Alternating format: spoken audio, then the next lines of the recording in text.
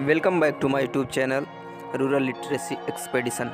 Guys, आज मैं आपको इस वीडियो के माध्यम से present perfect tense, past perfect tense और फ्यूचर परफेक्ट टेंस के बारे में बताऊंगा। तो शानदार ट्रिक जानने के लिए और इसको पहचानने के लिए, इसके नियम को जानने के लिए, इसके वाक्यों की संरचना को जानने के लिए, किस प्रकार की ट्रांसलेशन की जाती हैं, इसमें कैसे की जाती हैं, आप पूरा वीडियो अंत तक देखिए। आपको कम्प्लीटली जो है अंडरस्टैंडिंग होगी। तो चलिए, सबसे पहले फर्स्ट ऑफ ऑल हम चलते हैं प्रेजेंट परफेक्ट टेंस की तरफ। इसकी पहचान देख लेते हैं। इसकी जो इंट्रोडक्शन है, अगर कोई हिंदी वाक्य है उसमें क्रिया शब्द के अंत में चुका है, चुकी है, चुके हैं, चुका हूँ, चुकी हूँ, लिया है, दिया है, किया है इत्यादि शब्द लगा रहता है तो प्रेजेंट परफेक्ट टेंस कहलाता है। अगर हम प्रेजेंट परफेक्ट टेंस के एक्सप्रेशन की बात करें तो इस टेंस की वर्ब के वाक्यों से ज्ञात होता है कि कार्य समाप्त हो गया है और इसे समाप्त हुए अधिक देर नहीं हुई है और कार्य का प्रभाव वर्तमान तक है। अर्थात जो कार्य है वो हो चुका है, लेकिन उसका जो एक्सप्रेशन है, उसका जो इम्पैक्ट है वो अभी प्रेजेंट टाइम में भी है। इसलिए हम प्रेजेंट परफेक्ट टेंस कहते हैं, यानी कि कंप्लीटेड है वर्क, जो है work has been completed but till present. Now let's see some examples of present perfect tense. Present perfect tense के कुछ एग्जांपल्स मैं आपको बताने जा रहा हूँ।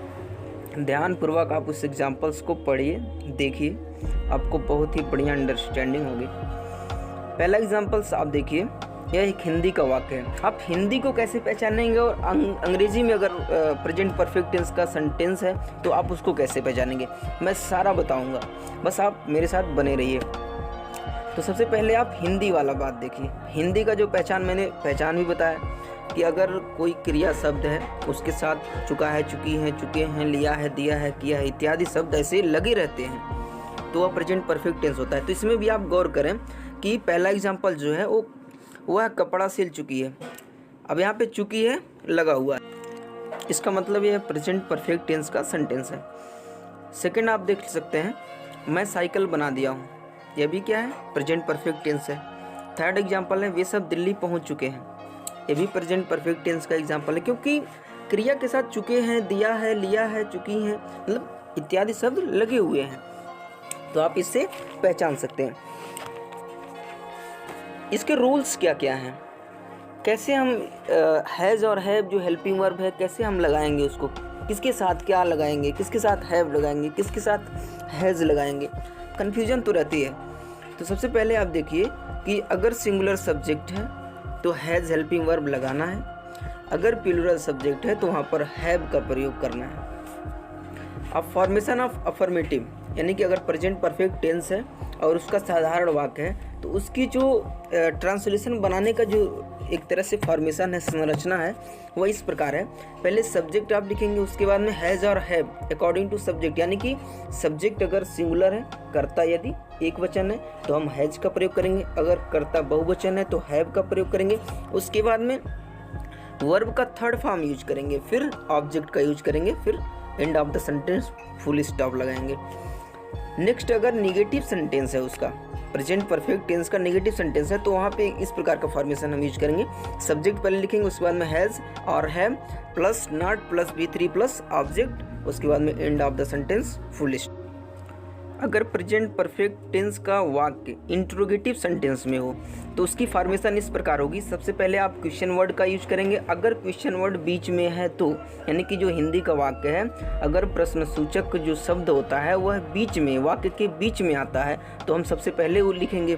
अगर सबसे पहले आता है तो हम सिर्फ हेल्पिंग वर्ब स्टार्ट में लिखते हैं। तो सबसे पहले हम क्वेश्चन वर्ड लिखेंगे, उसके बाद में हैज़ और हैव हेल्पिंग वर्ब लिखेंगे, फिर सब्जेक्ट का यूज करेंगे, फिर वर्ब का थर्ड फॉर्म यूज करेंगे, फिर ऑब्जेक्ट, उसके बाद में हम क्वेश्चन मार्क का यूज करेंगे। तो यहाँ पे ध्यान दीजिएगा कि चाहे इंट्रोगेटिव सेंटेंस हो, चाहे इंट्रोगेटिव निगेटिव सेंटेंस हो, चाहे अफर्मेटिव सेंटेंस हो, चाहे निगेटिव सेंटेंस हो, यानी कि किसी भी प्रकार का वाक्य हो, अगर प्रेजेंट परफेक्ट टेंस का है तो आप ध्यान दीजिएगा कि हैज़ और हैव हेल्पिंग वर्ब उसको कर्ता के हिसाब से लगाइएगा। अगर एक वचन करता है तो वहाँ पे हैज़ लगाइएगा, अगर बहुवचन करता है तो हैव लगाइएगा। बाकी मैंने तो एग्जाम्पल्स और फॉर्मेशन इतने अच्छी तरीके से दे दिया है कि आप देख करके ही समझ सकते हैं। देखिए, अब अगर निगेटिव और इंट्रोगेटिव दोनों वाक्य हों तब कैसे लगेगा। तो सबसे पहले क्वेश्चन वर्ड यूज करेंगे, उसके बाद में हैज़ और हैव हेल्पिंग वर्ब यूज करेंगे अकॉर्डिंग टू सब्जेक्ट, उसके बाद में सब्जेक्ट लगाएंगे, फिर नॉट का प्रयोग करेंगे, फिर वर्ब का थर्ड फॉर्म, फिर object and end of the sentence question mark use करेंगे। नेक्स्ट हमारा टॉपिक है पास्ट परफेक्ट टेंस। अभी आपने प्रेजेंट परफेक्ट टेंस के बारे में पढ़ा, उसकी इंट्रोडक्शन के बारे में पढ़ा, आपने उसके नियम को पढ़ा और सेंटेंस फॉर्मेशन के बारे में पढ़ा। तो अभी पास्ट परफेक्ट टेंस के बारे में देखते हैं। इसकी जो इंट्रोडक्शन होती है वह होती है कि कोई भी हिंदी वाक्य है, हिंदी वाक्य के अंत में क्रिया शब्द के अंत में चुका था, चुकी थी, चुके थे, लिया था, दिया था, किया था इत्यादि शब्द लगा रहता है, वो पास्ट परफेक्ट टेंस कहलाता है। एग्जाम्पल से आप बेहतर समझेंगे तो आपके स्क्रीन पर 3 एग्जाम्पल्स दिए गए होंगे। फर्स्ट एग्जाम्पल है, मैं यहाँ समय व्यतीत कर चुका था, I had spend time here. अब यहाँ पे आप देख सकते हैं कि जो हिंदी का वाक्य है उस वाक्य के अंत में क्रिया के साथ चुका था, चुकी थी संलग्न यानी कि लगा हुआ है, अर्थात ये पास्ट परफेक्ट टेंस का वाक्य है। नेक्स्ट एग्जाम्पल देखते हैं, महेश एक बार बचपन में चोरी किया था। यहाँ भी किया था, लिया था, जैसे कि मैंने बताया, मिल रहा है आपको, तो पास्ट परफेक्ट टेंस का ये वाक्य है। Mahesh had stolen once in a childhood, ये इसकी ट्रांसलेशन है।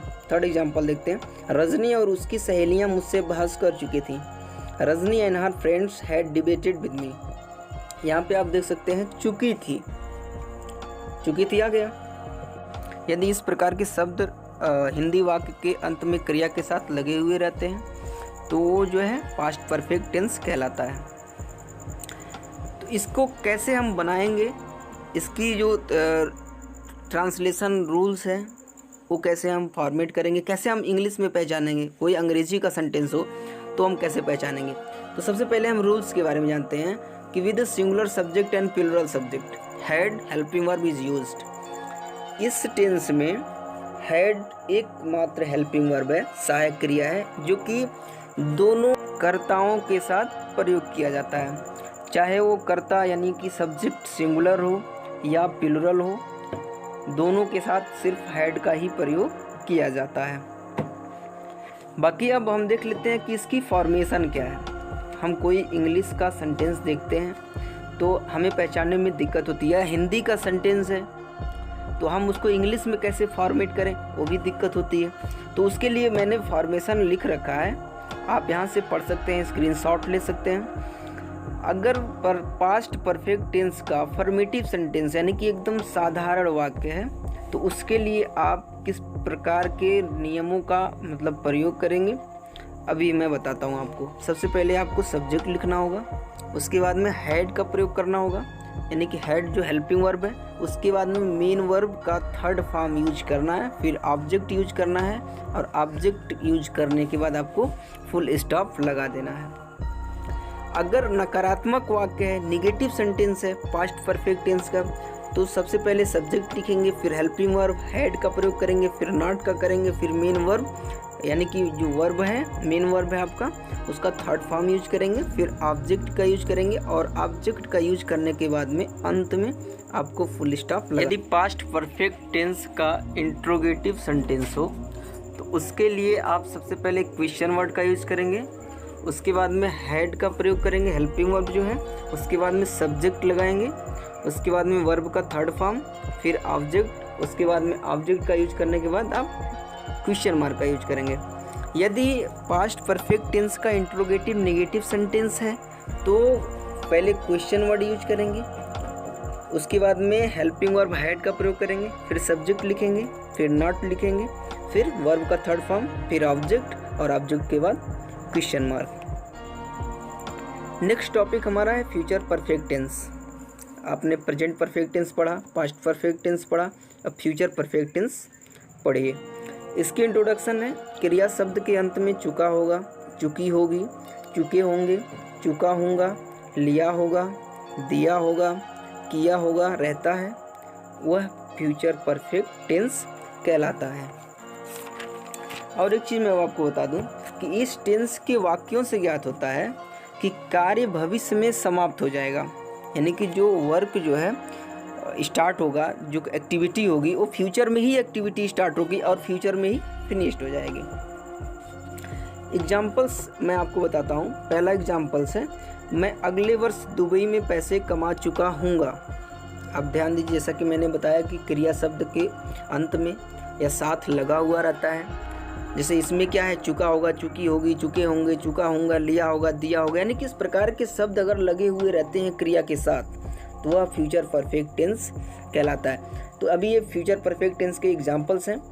पहला एग्जाम्पल, मैं अगले वर्ष दुबई में पैसे कमा चुका हूँगा। I shall have earn money in Dubai next year. Second example आप देखिए, राधिका अपने मामा के घर पहुँच चुकी होगी।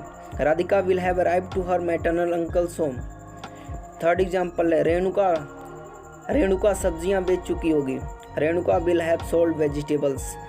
तो ये सारे एग्जाम्पल्स हैं। एग्जाम्पल से आप समझ सकते हैं कि क्रिया के साथ चुका होगा, चुकी होगी, लिया होगा, किया होगा, दिया होगा, यानी कि ये शब्द जो है लगे हुए हैं और इससे ये पता चल रहा है कि ये कार्य भविष्य में होगा, भविष्य में स्टार्ट होगा और भविष्य में ही फिनिश्ड हो जाएगा, यानी कि कंप्लीट हो जाएगा। इसके नियम भी जान लेते हैं और इसकी सेंटेंस फॉर्मेशन जान लेते हैं ताकि हम इजीली पहचान सकें और उसको फॉर्मेट कर सकें।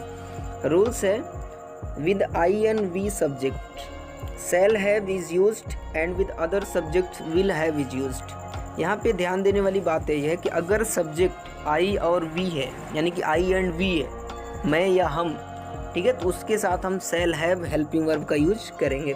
यदि आई और वी को छोड़ करके जो शेष हैं, जितने भी हैं सब्जेक्ट्स, यानी कि चाहे ही, दे, यू, यानी कि इस प्रकार के राकेश, रामेश, ठीक है, राधिका, सोहन, मोहन, सबके साथ विल हैव का प्रयोग किया जाएगा। इसके सेंटेंस की फॉर्मेशन यही है, अगर साधारण वाक्य है तो उसके लिए हम सबसे पहले सब्जेक्ट यूज करेंगे, उसके बाद में शैल हैव और विल हैव का यूज करेंगे, यानी कि अकॉर्डिंग टू सब्जेक्ट के अनुसार हम हेल्पिंग वर्ब का यूज करेंगे। जैसा कि आपने नियम पढ़ा कि आई और वी के साथ सिर्फ शैल हैव और शेष कर्ताओं के साथ आप विल हैव का यूज करेंगे। उसके बाद में वर्ब का थर्ड फॉर्म यूज करेंगे, फिर ऑब्जेक्ट का यूज करेंगे। ऑब्जेक्ट का यूज करने के बाद फुल स्टॉप लगा देंगे। अगर नेगेटिव सेंटेंस है तो उसके लिए पहले सब्जेक्ट लिखेंगे, फिर हेल्पिंग वर्ब लिखेंगे, फिर नॉट का प्रयोग करेंगे, फिर वर्ब का थर्ड फॉर्म यूज करेंगे, फिर ऑब्जेक्ट का यूज करेंगे, फिर फुल स्टॉप। यदि इंट्रोगेटिव सेंटेंस है तो उसके लिए आप सबसे पहले क्वेश्चन वर्ड का यूज करेंगे। अगर प्रश्न सूचक शब्द बीच में है, यानी हिंदी वाक्य के बीच में आता है, तो आप पहले ही लिखेंगे। अगर पहले ही आता है तो आप हेल्पिंग वर्ब से ही स्टार्ट करते हैं। तो उसके बाद में हेल्पिंग वर्ब लिखेंगे, फिर सब्जेक्ट लिखेंगे, फिर वर्ब का थर्ड फॉर्म, फिर ऑब्जेक्ट लिखने के बाद क्वेश्चन मार्क। अगर इंट्रोगेटिव नेगेटिव सेंटेंस है तो सबसे पहले क्वेश्चन वर्ड, उसके बाद में हेल्पिंग वर्ब, फिर सब्जेक्ट, उसके बाद में नॉट, उसके बाद में वर्ब का थर्ड फॉर्म और फिर ऑब्जेक्ट लिखेंगे, फिर end of the sentence question mark use करेंगे। उम्मीद करता हूँ ये वीडियो लेक्चर आपको पसंद आया होगा। पसंद आया तो लाइक करें, सब्सक्राइब करें, शेयर भी करें और मेरे साथ बने रहिए। मैं आपको लेसन वाइज कॉन्सेप्ट देता रहूँगा। 2 दिन पे, 3 दिन पे, जब भी मुझे फुर्सत मिलेगी, टाइम मिलेगा, मैं आपको हर टॉपिक के बारे में जो आप चाहते हैं मैं प्रोवाइड कराता रहूँगा। Thank you guys for watching this video. जय हिंद।